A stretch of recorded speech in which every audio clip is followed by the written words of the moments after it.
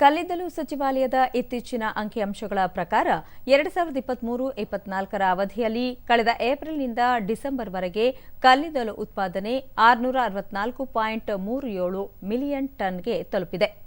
ಕಳೆದ ವರ್ಷ ಇದೇ ಸಮಯದಲ್ಲಿ 591.64 ಮೆಟ್ರಿಕ್ ಟನ್ ಕಲ್ಲಿದ್ದಲು ಉತ್ಪಾದನೆಯಾಗಿದ್ದು, ಈ ವರ್ಷ ಶೇಕಡಾ 12.29ರಷ್ಟು ಬೆಳವಣಿಗೆಯಾಗಿದೆ.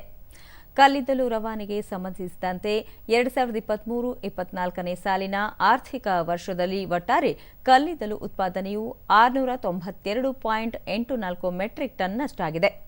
ಇದು ಹಿಂದಿನ ವರ್ಷದ 622.40 ಮೆಟ್ರಿಕ್ ಟನ್ಗೆ ಹೋಲಿಸಿದರೆ ಶೇಕಡಾ 11.32ರಷ್ಟು ಬೆಳವಣಿಗೆಯನ್ನು ಸೂಚಿಸುತ್ತದೆ.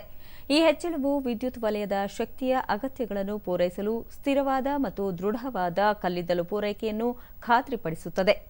ಇದಲ್ಲದೆ ವಿದ್ಯುತ್ ವಲಯಕ್ಕೆ ಒಟ್ಟಾರೆ ಕಲ್ಲಿದ್ದಲು ರವಾನೆಯು ಶೇಕಡಾ 8.39ರಷ್ಟು ಹೆಚ್ಚಾಗಿದೆ.